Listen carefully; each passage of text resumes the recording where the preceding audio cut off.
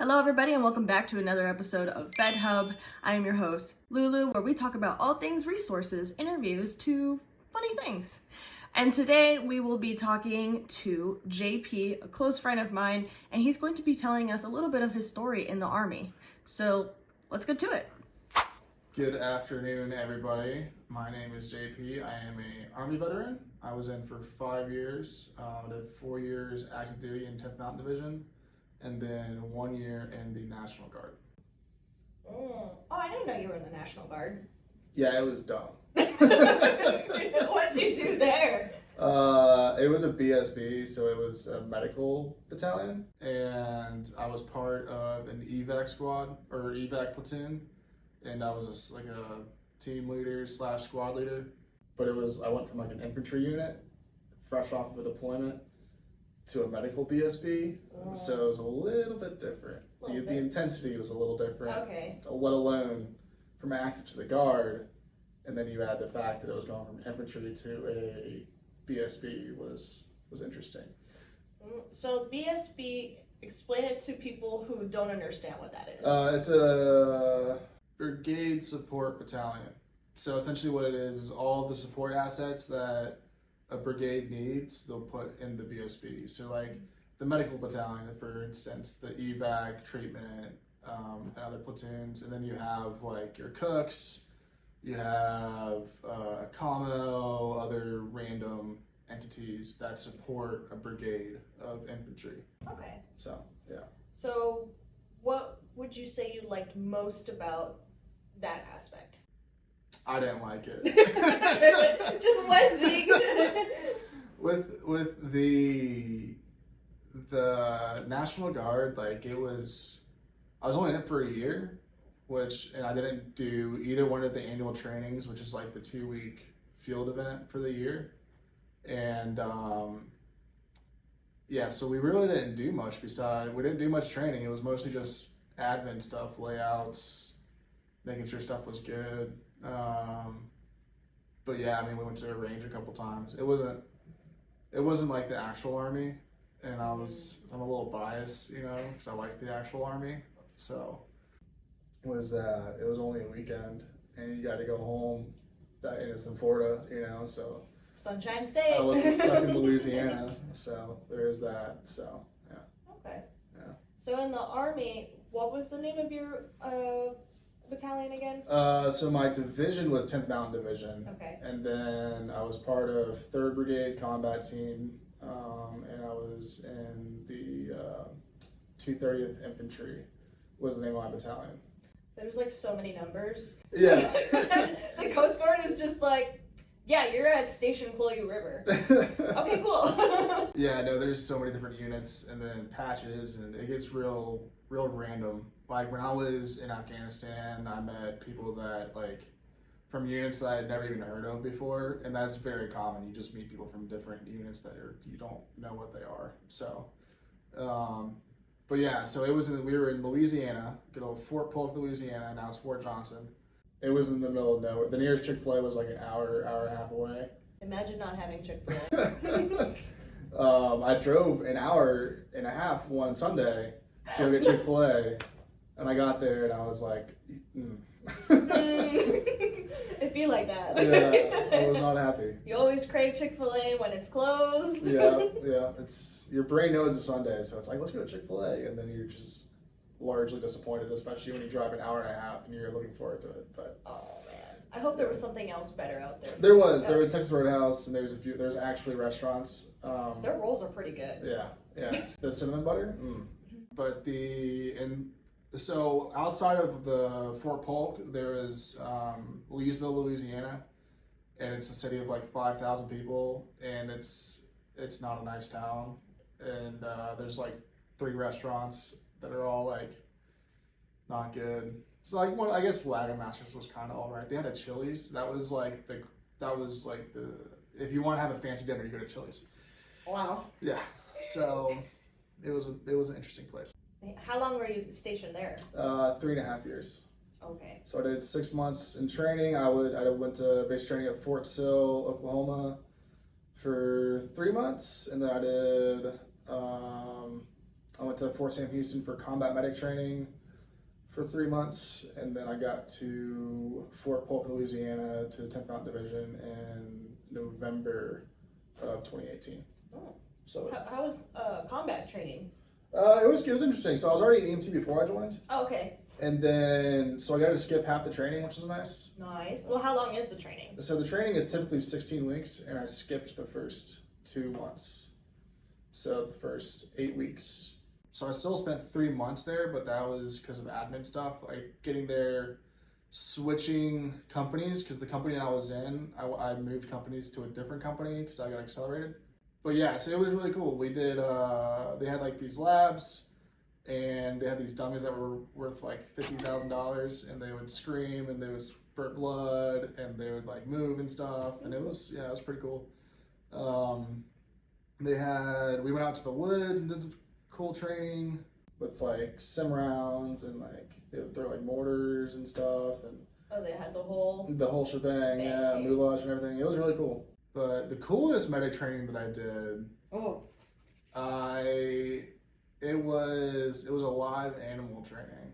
animal training. Yeah. I can't go too far into detail because I did sign an NDA. Oh, But can you at least tell us what animal? it was a goat. It was a goat. Yeah, Okay. they called it the goat lab. But you can imagine what took place. I can't imagine. Rest in peace, those goats.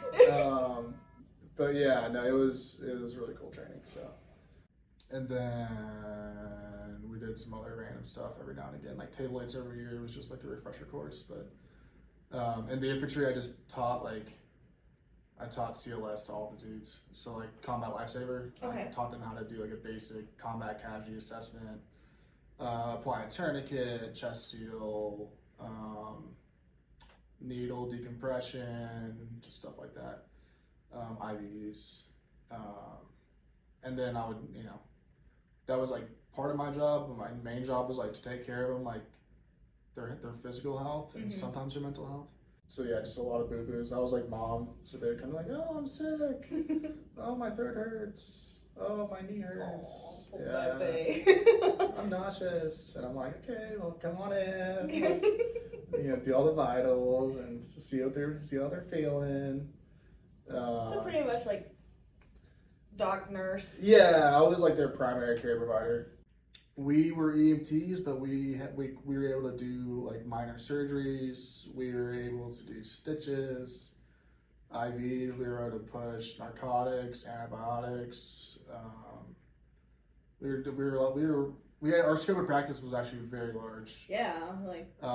But the only certification that we had was our EMT certification. So. Doesn't translate to the normal world. Right. I got out and I was like, I can't do IVs, I can't give medicines, I can't do anything. Can't do anything. I went to go to paramedic school, and even then, it was fun. It was interesting. Yeah. So Talk a little bit, if you're comfortable, Yeah. about the time you were in Afghanistan. So We'll kick it off on a good note. Give me a funny moment. a funny moment. Well, there is gallows humor. So Okay. I don't know how dark you want me getting here, but Whatever you're comfortable sharing. this isn't necessarily a funny story, but it's kind of funny to me a little bit. Okay. I'm just gonna say it. So, we were going out to Blackgate, or Northgate. Yeah, we were going to Northgate. So I was there for the pullout in 2021, in August. And I was there with my infantry company. I was the senior medic for Alpha Company 230. And we were walking, we got some mission to go find. Our mission after everything happened was to find like U.S. assets, like interpreters, people who were deemed, I guess, like special for some sort of reason. And we'd go into the crowd, we'd find them, pull them out, search them, and then evacuate them. So we went to Northgate to do that, and there was this dead dude, and he was wrapped in a space blanket, which is like the warming blankets for casualties. Yeah. So he was wrapped in that, but whoever had like wrapped him in it, they had wrapped, like they twisted it around like the top of his head. Okay. And then it looked like a lollipop because like I was waiting for the punch. so it was, yeah, it literally looked like a lollipop wrapper with the head, and then like the rest of his body, obviously, but it was all covered besides his feet too.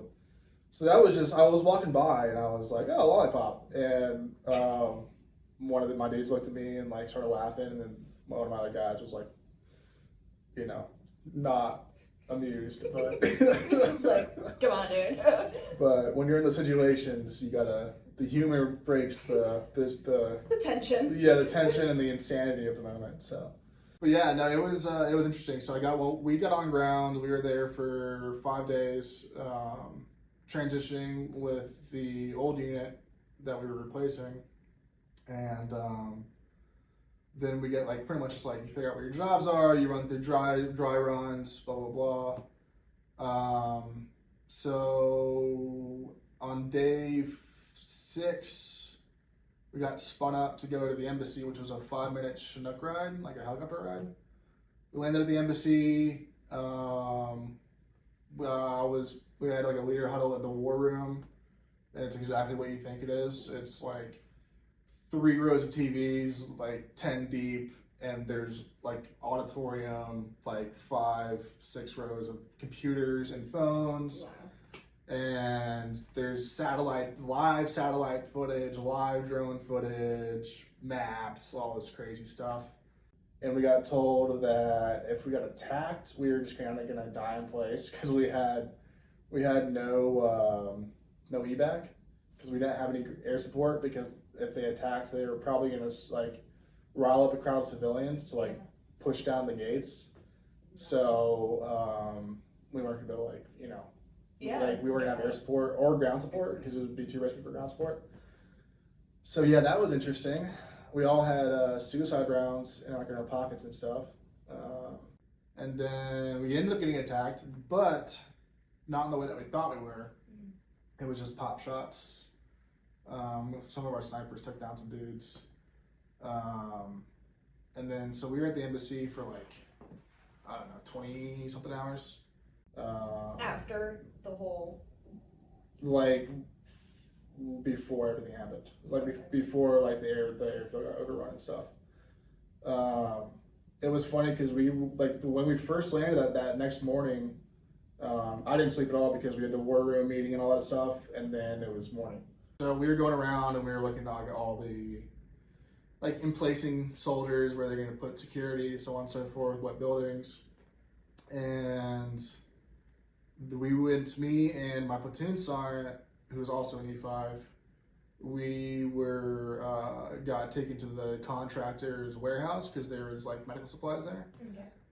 But the contractors were in there just stealing stuff, because it was either we take it or the Taliban takes it. So it was like, it wasn't stealing, it was just either they have it or we have it. So might as well us have it. Right. So I was in there, and the contractor's like, hey, grab a bag, just take whatever you want. And I was like, okay. So me and my platoon sergeant just have this assault pack, and like I have my assault pack, brand new assault pack, and I'm just shopping just around this entire. I got like slings, I got gloves, I got brand new boots, I got a new backpack, I got all this good, like really nice, expensive gear. I got like a helmet that's worth like $1,800. Like, yeah. And then this contractor, he was like, what size boots do you wear? And I was like, 12. And he was like, all right, 1 second. And he climbs up this wall of boots, and he's like looking around. He's like, he throws me down a pair. I was like, oh no, these are the old color. He's like, oh, okay, whatever, I'll get you the new color.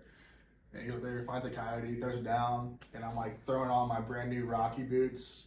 And I'm like halfway through tying this one, and another contractor comes into the warehouse and supply room, and he was like, hey, the Afghan government just collapsed. Wherever you came from, you might want to go back to.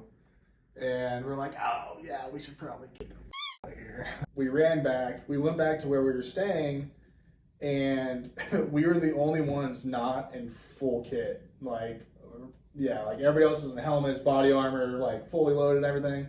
And him and I just had our guns just slick with no gear on. We're just like, oh man, we should probably throw our stuff on. And yeah, so that was fun. With one half boot. Yeah. And then, so once we evacuated the embassy, got back to HKIA, we landed, my adrenaline was going, like, it was an awesome feeling that we were still alive, which it's always a good feeling. And then we got told to bed down our soldiers, so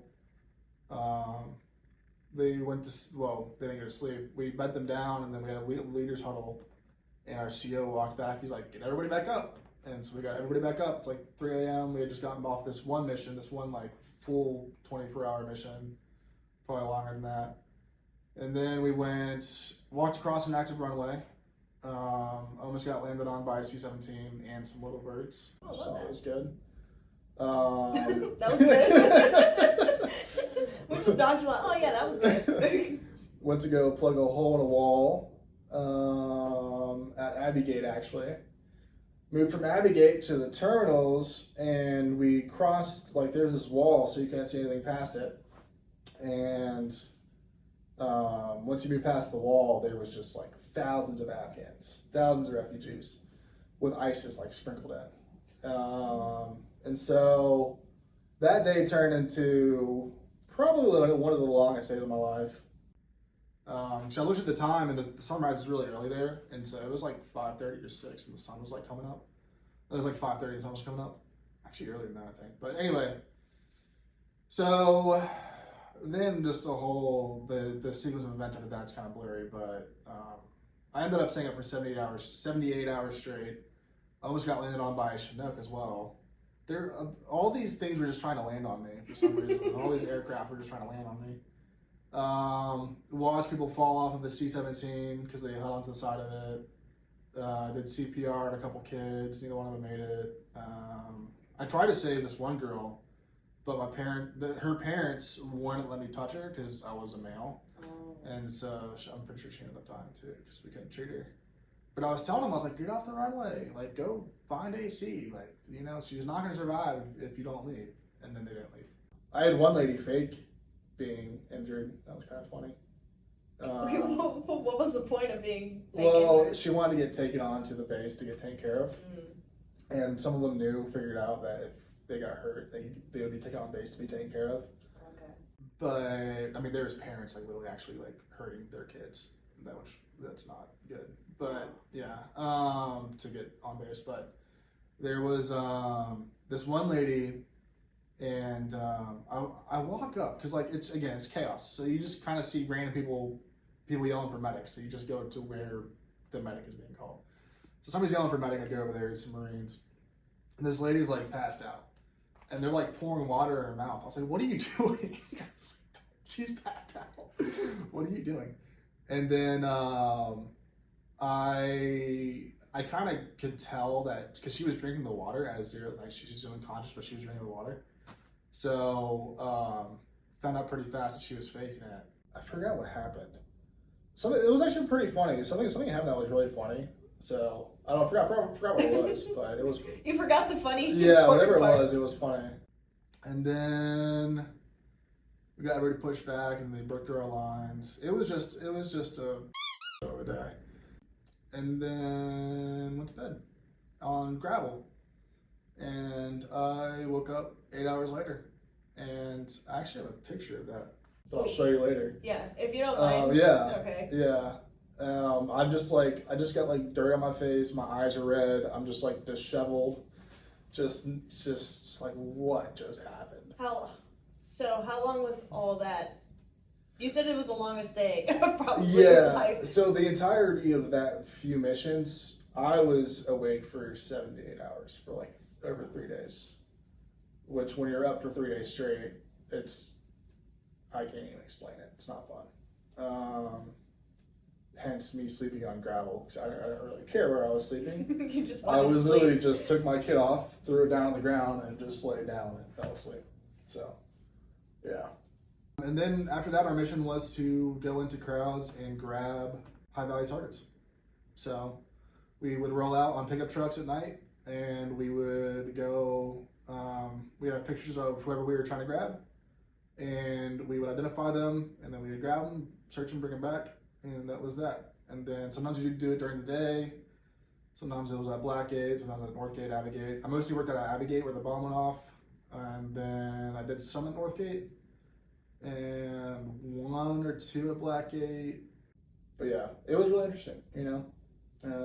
I wanted to stay, but because, you know, we were actively saving people, and but we obviously had to leave. So I left on the 30th, on August 30th, and then 31st, everybody was out. So actually, so we secured all these refugees. We took them to one of the pads. That was like pad 9, which was like a place where like planes pull in and stuff. Okay. And we loaded up 65 packs onto a C-130, but I was the NCOIC for it. And then I had like 8 dudes and 2 trucks. So, and this is on the 29th. And the rest of my company was back at the compound that we were staying on. Mm-hmm. And so we wait for the C-130 to come in. Didn't have comms, so then we were just kind of hearing stuff from this other guy. C-130 pulls in, we load up all the packs onto the C-130, all the refugees. We're in our trucks and we're driving back. My driver was like, dude, we just ran over a torso. I was like, what? He's like, yeah, like there was no head or anything. We just ran over a torso. I didn't see it, but he said it. I was like, okay, whatever you say, man. Like, I didn't see it, but crazy. And then we get back to the compound, everybody's gone. My entire company's gone. Leadership, everybody. I am the leader there. I'm just a lowly E5, and I'm like, what happened? Where did everybody go? I didn't hear anything, like over the radio, nothing. I didn't hear anything. And so we searched the entire compound, and we go into our war. I could finally check our war room, and I find our CO and one of the platoon sergeants there, and I was like, thank God, dude, because I thought I just got stranded in Afghanistan. No. So, yeah. And then you were able to leave with them? Yeah. We left the next day on the 30th at night. So going into the 31st. The rest of my company went to Qatar for some reason for a day or 2, and then we were actually the first ones in Kuwait, and then we landed in Kuwait, and then we sat in Kuwait for 2 months, which was miserable. Absolutely miserable. Like, we'd all been through all this crazy stuff, and then we just sat in Kuwait and did nothing. Hurry up and wait? Yeah. It wasn't even hurry up and wait. It was just sit around and do nothing. Oh. So, yeah. No training or anything, just... We did like 2 days of the range. That was it. Yeah. So, I mean, and I was kind of in a weird spot because I was a senior medic, so I had a platoon, but I really didn't. So it was like, just kind of did my own thing. So, yeah, it was odd. And then 6 months later, I was out of the Army. And then a year later, on the year anniversary of Afghanistan, I was in a Comp 1 class, 25 years old combat vet, surrounded by 18-year-olds. And my transition sucked. So I wasn't having a good time. Neither of us are having a good time. Oh, man. Okay, well, now that we're on the transition subject, what's something that you've noticed that you wish you would have known beforehand of the whole transitioning process? What do you think would have helped you transition better? One thing that the way I got out was pretty rough. Just some stuff happened. It was just rough. I isolated myself, and I just started drinking. And those are like the 2 things that you don't need to do when you get out. Yeah. Because that's what everybody does. Everybody isolates themselves and starts drinking because you're just with all these people that were going through the same stuff that you've been through. Like all my friends, I deployed with them, you know. So like most of my friends I deployed with. So I was around everybody that I deployed with, and then one day I just wasn't. And I was around my family who was like super supportive, but they didn't know how to like support me. I didn't know how I needed support. Right. But the things that I wish I had known was, number 1, I wish I hadn't drank so much because that just makes everything worse. Secondly, I wish I had isolated myself. I wish I had found like a group of veterans, which I eventually did. And then third, I would have gotten a job or something, just because I didn't work for the first few months, and that idle hands just drives you insane.